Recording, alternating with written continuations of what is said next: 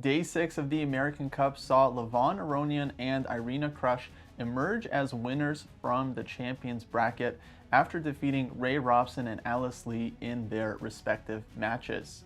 Meanwhile, Wesley So knocked out Fabiano Caruana after defeating him in their elimination match, while Begim Tokhirjonova eliminated Jennifer Yu from the women's section. Hello folks, I'm International Master Kostya Kavutskiy, and I'll be recapping all of the action from the 2024 American Cup hosted here in St. Louis. So starting with the results in the open section, Aronian completed his victory over Ray Robson, drawing the classical game after winning the first two games in their match yesterday. With today's draw, Levon wins the match 2.5 to half and wins the champions bracket in the open section, earning himself a bonus prize of $15,000.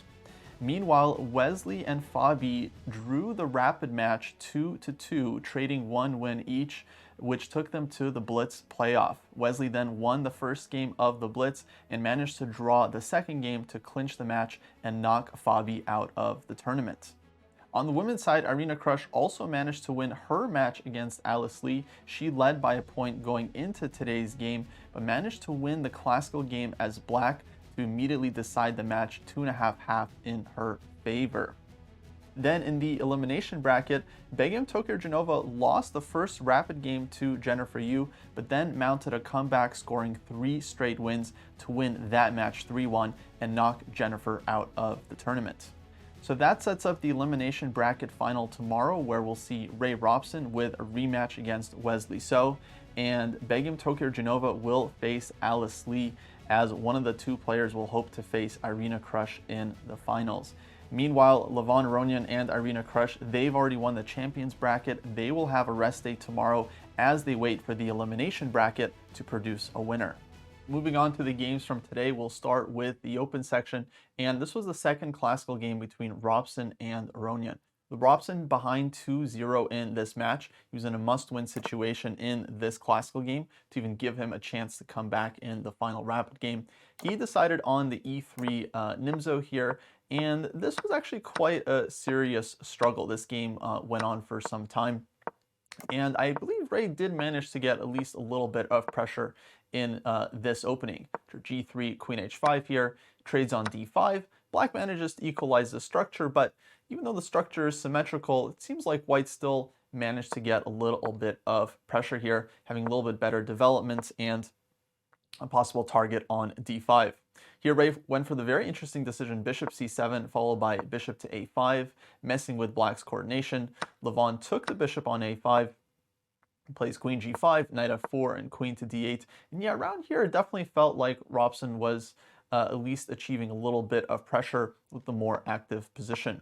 However, Levon defended well and really didn't give Ray too many chances here, as Ray starts maneuvering his pieces around, trying to bring his knight and really just kind of maximize his strategic advantages. But Black's position here was ultimately very, very solid, especially with the pair of bishops, the dark square bishop being really strong. I believe the last chance that Ray had to try and fight for more in this game was at this point. I think he had to play this move G5, forcing the bishop back to G7, and then planting his knight on E5 at this point. Maybe we could say White has a small edge here, but probably not more than that. What happened in the game after the immediate knight at E5, Levon found the only move here, Bishop F4, to equalize the position, and this was a very nice decision, as after Queen to F3, Bishop takes E5, D takes E5, and Rook C6. At first glance, White is able to win a pawn here with Queen takes D5, but Levon correctly judged that he has full compensation here, as White now has weaknesses on the king side, the second rank is weak, and long story short, Black has enough for the pawn. Ray tried Queen to F3 here, defending G4, but giving back the E-pawn. His idea was to play Queen F6, but after the very precise move Rook E6, it turned out that White just had no advantage in this position and would soon have to give a perpetual check with Queen H8, G5 as well, followed by Queen F6, and try to make a draw. Ray definitely tried to push as much as he could here, but ultimately there was just nothing to do. Black's queen is just always too active here and is able to generate tons of counterplay against White's king. And once again, Ray had no choice here but to eventually make a perpetual, acquiesce to a draw, and of course allow Levon to win the match. Moving on to the elimination match between Fabi Caruana and Wesley. So this was quite a bit of a brawl. This was their first game in the match. This was also a Nimzo. And Wesley actually managed to overtake the initiative in this one. Despite White having the 2 bishops here, Fabi ends up having issues with his d-pawn being a pretty serious weakness. After knight c6, b4, and bishop f6, already turns out that White has trouble defending this pawn. Takes, rook to d1 was played, queen to d8, g3, queen to b6, and here because of the pressure against d4, bishop to e3 runs into all kinds of rook takes e3 tactics, for example. Fabi instead had to play bishop a4 and give up his bishop pair in order to secure his d-pawn. But now this position was quite nice for black. After rook e2, queen to c3, Wesley tried rook to g2 check here, a clever way of trading off the rooks, and he did have winning chances in this endgame, although ultimately Fabi went on to hold this one. Stronger, I believe, would have been this move, rook to a2, where black keeps more pieces on the board. The second rank is, of course, very, very weak for white. This would have been quite unpleasant. Instead, the pair traded rooks, and Fabi was able to hold this one after bishop to e5, check, king to g4. Surprisingly, there was no mate available here for black, and Fabi held this first game. Moving on to the second game in their match, we pick it up around here at move 36. And this one was quite equal for some time. It actually came out of a Jobava London. Bit of a surprise opening from Wesley for sure. But here Wesley took a huge risk with the move b5.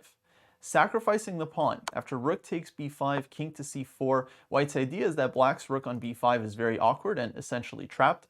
But king a6, Caruana takes the pawn, defends his rook, and turns out White doesn't have a great way to exploit this, and black did snag a pawn.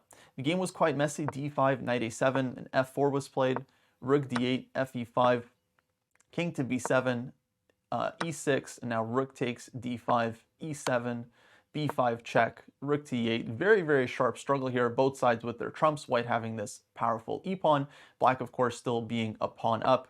And this game ended up turning after Caruana was able to create some very nice counterplay here with rook to d2, followed by a4 check, and then king a3 here. This was a losing move, running into some nice tactics. b4 check, c takes b4, and now knight to d4 from black with a double attack against the rook on e6, and the threat of knight c2 check, winning the exchange. So Fabi picks up the exchange here, and although White's e-pawn looks annoying, the issue is that White has to use all of their forces just to keep the pawn defended. It's very difficult to actually promote this pawn, and in the meantime, black's open rook on the second rank can go and pick up a lot of material. So here after rook to c2, Fabi starts playing for mating ideas with c6, and he was able to convert this one and draw first blood in the match.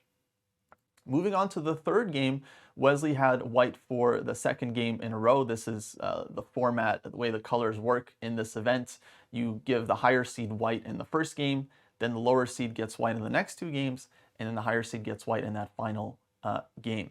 So here, Wesley, using his second White, was actually in very serious trouble right here. In fact, Fabi had a chance to possibly win the match by winning this game as well. The move king h7 was quite strong, pointed out by the computers, with the idea to play rook to g8 and playing for mates on the g file. Note that White's position here is very uncomfortable because the rook on f1 is tied down to this f2 pawn. Of course, White does not want to allow knight takes f2 check. So king h7 here would have been very, very difficult for White to deal with.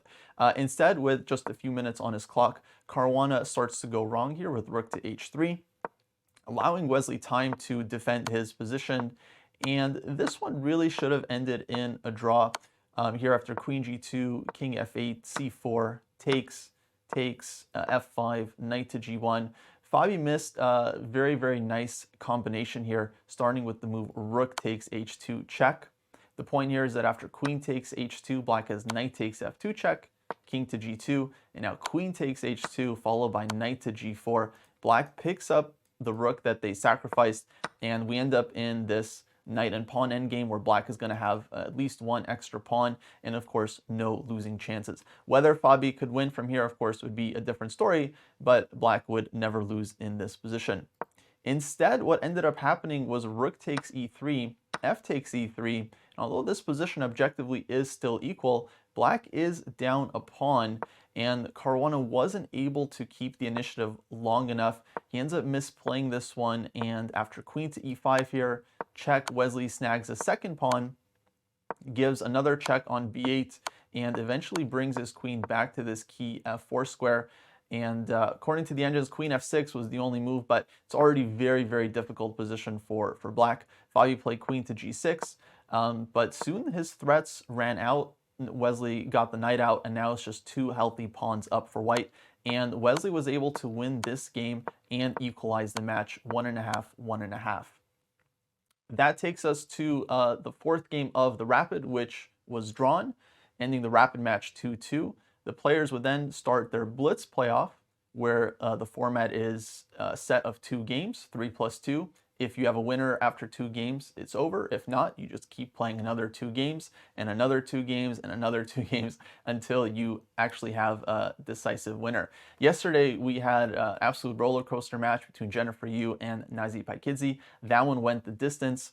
This blitz match, however, was decided in the first 2 games. This was the first game of the blitz, and this one really should have ended in a draw. The position here is very, very equal with opposite color bishops on the board. Fabi plays the move queen to c3. This was met with rook to d3, queen e1. Wesley went back, rook to d8. Of course, white could have repeated here with the move queen to c3 and made a draw. Other moves as well, like rook to b8 here, for example, followed by trading off the rooks, and white would be totally fine.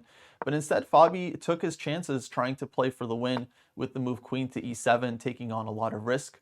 Wesley pushes his pawn to c3, absolutely the most logical move in the position, pushing his passed pawn forward.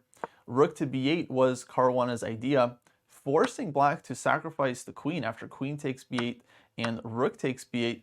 But this was kind of an unfortunate decision for white, because all of a sudden the position is actually very difficult for white to hold. Black's pieces are about to coordinate. Rook c8 followed by c2 is the idea, or c2 first, rook to b1 check. And it turned out white only had one way here to actually secure the draw. That was the move queen to d6, the double attack against the rook and the bishop. And here both sides would have to play very precisely not to lose the game. But after rook to b1 check and c2, this is what white had to see, that he can take the bishop here, allow black to make a queen. White is a full rook down, but white would have the perpetual check with queen a8 followed by queen to e4, where no matter what black does, they can't get out of the perpetual. So this was the only save that Caruana had, but with not much time on his clock, he ends up playing king to f2.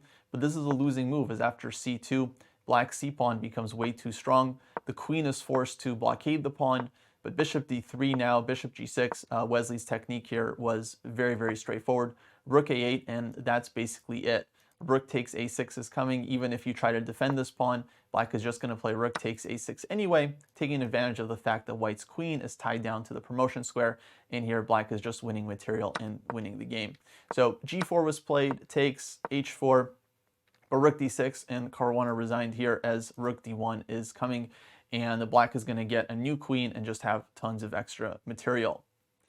Going on to the second blitz game, Fabi tried the King's Indian defense as black, being in a must-win situation, but found himself in a very, very difficult position out of the opening. After e5, knight d7 here, according to the engines, d takes e5 had to be played by black, and of course it's a very playable position. Knight d7 ends up landing black in a bit of trouble. Takes, castles, knight c6, rook t1. It's a pretty simple advantage here for white. Wesley said this reminded him of positions from the Alekhine defense, where white often gets a big space advantage with all the pieces on the board. Now, Wesley played this one quite well, just keeping very, very nice positional advantage. Bishop h6 now, trading off the dark-squared bishops, bishop to b5, basically playing against black's light-squared bishop, which isn't the best piece in the world. Eventually, Wesley had just a completely winning position, but as often it happens in blitz, the game got out of hand. Things were very, very messy. At this point, still, white is in total control here. Extra material, powerful knight on d6, and of course, this plan of pushing b5, c6 in the future. So things were going perfectly fine for Wesley. I'll just show you guys the dramatic conclusion to this game. After queen takes h4 here, Caruana playing for the initiative on the second rank. Queen to d2 now, hitting the rook. rook f1, bishop to d3, hitting the rook once again. And here, just seconds on his clock, Wesley managed to find some very clutch moves, starting with knight e8 check and queen h8, king e7, and now with a very strong move, knight to d6, leaving the rook hanging. This is a full rook sacrifice, but setting Wesley up with some nice counterplay. Now, after bishop takes f1, Wesley immediately banged out knight c8 check, king to d7, and knight to b6 check, forcing the draw, as black simply can't avoid the perpetual. If king to c7, then queen c8 would be mate in one. Caruana is forced to play king e7, and after knight c8, a draw was essentially agreed. Of course, the engine points out that instead of this draw, queen e8 check actually would have led to a winning position for white. Queen takes f7 is the idea, and then white has basically a winning attack here with the queen and knight being very well coordinated against black's king. This is, of course, very, very difficult to see with just seconds on the clock, and seeing as how Wesley just needed a draw to clinch the match, of course, his decision, knight c8 check, followed by knight b6, I think can't be argued with. So with that win in the match, Wesley did knock Fabi Caruana, the top seed, out of the tournament, and Wesley earned himself a rematch with Ray Robson in the next round of the elimination bracket. Now on to the women's games. We'll start with the second classical game in the match between Irina Krush and Alice Lee. They, of course, started their match yesterday. Irina took a lead 1.5 to half going into today's games, which means that Alice would need to win at least one of today's games in order to come back. In this first classical game here, Irina decided to play the Bogo Indian defense. Very, very solid opening. Generally, black maybe gets a slightly worse position, but one that is very, very playable. And Irina, I think, was basically fine out of the opening, but does land under some pressure early on in the middle game. Here, after queen d2, Alice finds a nice move b4, advancing on the queen side. c6 was tried, takes, and now b5. And this move really posed some serious questions for black. White is obviously trying to open up the diagonal here against the rook, and black has some tactical difficulties. Now, Irina played the move knight to c5 here, sacrificing a pawn, sacrificing the c6 pawn so that she could play bishop to e6, going after the c pawn, and inducing white to play this move knight a3, where white is able to keep an extra pawn for some time, but of course at the cost of putting the knight on a3, which is definitely not well placed. The engine points out knight c3 here would have been quite strong, simply giving back the pawn in order to develop the knight to a better square. For example, rook to d1. Black would likely play something like d5, I would think, and then, for example, knight h4. But this is kind of difficult to see, of course. Here white is giving back the pawn and has to contend with the fact that black can go rook c8 and try to scoop up this c pawn. So all the tactics, of course, are working out here for white, but yeah, this was the way to go. Knight h4, knight f5, and so on. Instead, after knight a3, black's position here, I think, was quite all right, with white able to keep her extra pawn, but without a lot of positional advantages to back it up, without a lot of chances to really convert her position here. Here, once again, white has kept the extra pawn, but the knight is on a3, the pawn on c4 is weak. It's just very, very difficult for white to make real progress here. What ended up happening in this game was actually Irina ended up overtaking the initiative. Both players would get into time trouble already here at this point. Both players are just around 4 or 5 minutes on their clock. Takes, queen c1, rook to c8. Once again, white still has the extra pawn, but it's actually black's position that's just totally improved here after the trade of rooks. All of black's pieces are very active. Irina then got d5 in, which allowed her to win back her pawn. And after dc4 and rook c3, this position was already very, very advantageous for black. Equal material, but a strong pass c pawn supported by the bishop on e6, which is just a very, very good piece as it controls both sides of the board. Now, the players here are actually playing on the increment for quite some time. They do have a 30-second increment, as this is a classical game, but just they were just down to basically their last 30 seconds here for the rest of the game. Really tough position for white to play, especially Alice was likely still trying to at least keep her winning chances alive in this game, though objectively at this point white should already be very, very happy with a draw. After queen c7, king to g2, once again Irina ended up overtaking this one. Rook d2, queen e3, rook takes a2, and a good decision here from Irina, taking the a-pawn and leaving herself with this passed a-pawn, combined with a strong bishop on e6. This position just very, very difficult for white to hold, and eventually Irina was able to convert this one. I'll show you guys the critical moments here. Rook d1, rook d3, queen c7, queen to b2, a4. White's position here is just too stretched out with the pins, possible threats against the king, and of course that pesky a-pawn. Rook d4, queen a5, knight c4, queen e1. The rooks came off the board, but this knight on c4 still not a great piece. Now black is also looking for ideas like bishop to g4, bishop f3, and mating on the light squares. Queen b4 was played, but now after queen to d4, it was all over. This pin is just way too strong. The e-pawn is falling, and once again, black had threats not just with the a-pawn, but also against white's king here. Queen f3, and yeah, this was all over. Now bishop to d5 is threatened. Alice is forced to try and come back with queen to h1, but this simply gives up that knight on a3, and of course this was a completely winning endgame for black. But there was nothing for white to do anyway. After bishop f5, bishop to e4 is coming, and either white gives up the knight or they get mated. But with this impressive win, Irina was able to clinch the match 2.5-half, and she sends Alice Lee down to the elimination bracket. Speaking of, we had one elimination match in the women's section as well. That was between Begim Tokhirjonova and Jennifer Yu.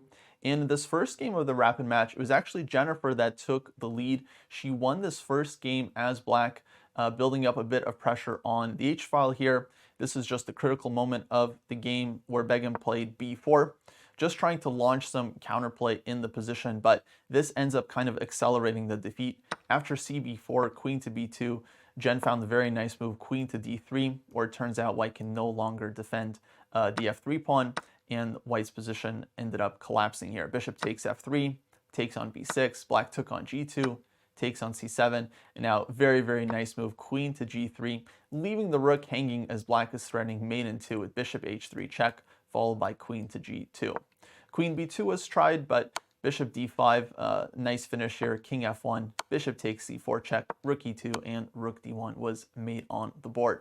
But that, of course, wasn't the end of the story, as Begim managed to bounce back with 3 straight wins to win this match, starting with 2 straight wins as black.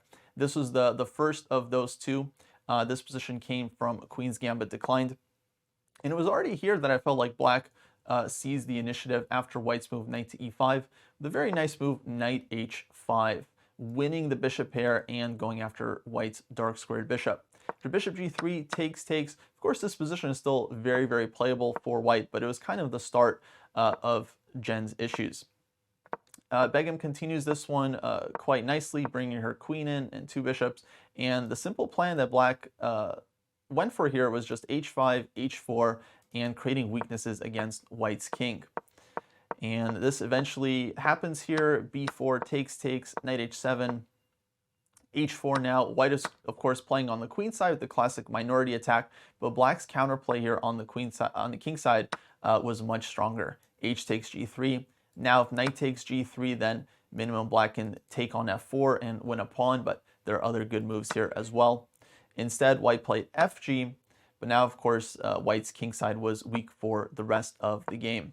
I'll show you guys the finish here, as it was quite nice. Begim starts moving all of her pieces over to the h-file, playing for this attack. White tried for counterplay on the queen side, but ultimately the king ended up being too weak. Perhaps this e4 wasn't a great decision. This allows black to open up the position. And after takes, rook h8. Now the rook is infiltrating with the rook to h1. Rook takes c6 was played, and Begim found a nice combination here to end the game. Rook h1 check, rook takes f1, basically a temporary exchange sack, and now queen to d2.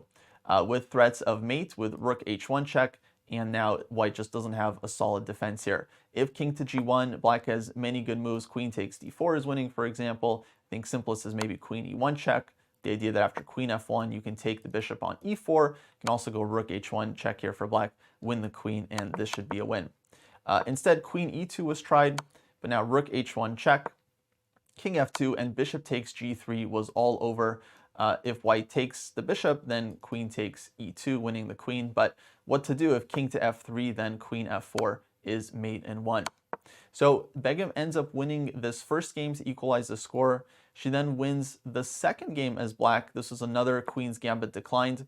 This one saw a pretty sharp opening with Jen opting for this g4 advance, followed by h3.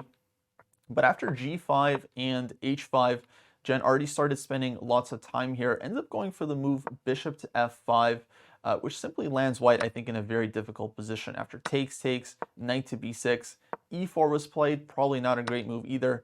Takes, queen to d5, and castles queenside. And the issue for white is that they just have way too many pawn weaknesses. Pawn on d4 is weak, pawn on f5 is weak, all of white's pawns are splits, and yeah, it's just not a very healthy position. The game, of course, was quite sharp, but I think Begim handled this one quite well, pushing g4, bringing the knight to f5, taking on g3, and now very nice move, rook h, g8, just setting up all kinds of ideas. Rook takes g5, and there's just way too much pressure here against white's king. Takes on g4 was played, king to b8, and now rook to d1. I think rook h5 here was basically the only move for white to keep the game going, but still very, very difficult position as white's king is just going to be vulnerable for the rest of the game. Instead, rook to d1 allowed the nice tactic rook takes g5, where black is able to win 2 pieces for the rook and end up in just a completely winning position here, as the 2 pieces are very strong. The knight comes to d5, bishop can drop back to d6. White's king is, of course, weak, and black's king simply couldn't be safer. So after converting this one, Begim would lead the match 2-1, forcing Jen to try and win this final game in order to force a blitz playoff. And Jen maybe had some chances in this one out of the opening. Actually, black's position was completely fine, but unfortunately it ends up going wrong later on. The position they got actually was quite interesting. Begim played quite creatively here with e4 followed by b4, kind of playing in Benoni Benko style. Here c5 was played, takes, knight a6, and essentially the players got a reverse Benoni structure. Overall, this position was quite fine for black with the space advantage, but I'll show you guys where things went wrong after the move c5. Here, black definitely should have played the move knight to c6 with the idea of bringing this knight to b4. This would shut down white's bishop on a3 and also try and open up the a file for black's rook. And here, the computer actually gives black a quite reasonable advantage. Instead, Jennifer played the move f5, which was a pretty serious strategic mistake, is after e takes f5, the problem is that white's bishop opens up on the long diagonal. This bishop is now super strong, and white just gets huge targets on the e-file. The rook on e1 is now going to be a very happy piece as well. So yeah, not a great decision from black to play f5. Of course, understandable, playing very aggressively and playing for the win, but basically leaving herself with way too many weaknesses. From here, of course, the game was quite messy. I mean, position is super sharp, but Begim handled this one quite well to end up winning this third game. After e4, sharp break, takes, rook takes e4, knight takes c5, rook h4, Begim starts playing for the attack on the king side, rook takes a2, knight back to d2, b6, knight takes d4. Black definitely had chances here according to the engine. Rook d8 was probably the best move, but very, very difficult position to play with the king being quite weak. Queen d6 was the move. Now after knight c4, queen g6, knight e2, this one ends up in white's favor. Knight d3, bishop to d5 check. I think king h8 here had to be tried. Instead, we saw bishop e6. And after takes, queen d3, queen takes e2. Material has equalized, but white has queen takes h7, which ends up deciding the game. Black's king is forced out, and after rook f4 check, king e8, and rook e4, white was winning the queen and forced resignation. So with this win, Begim also advances to the elimination bracket final, where she will next play Alice Lee, as only one of them will be able to challenge Irina Krush in the Ultimate Championship final. So that sets us up for tomorrow's day of action. The 2 winners in the champions bracket, Levon Aronian and Irina Krush, they've earned themselves a rest day. They will wait for the winner of the elimination bracket finals. First, we have Wesley So against Ray Robson, Alice Lee against Begim Tokhirjonova. The winner of those matches will then play Levon and Irina respectively in the Ultimate Championship final. We've got a couple more days left of the tournament. I think it's not going to get any less intense or exciting. Thank you so much, folks, for tuning in. This has been International Master Kostya Kavutskiy signing off, and hopefully I'll catch you in the next videos. Take care.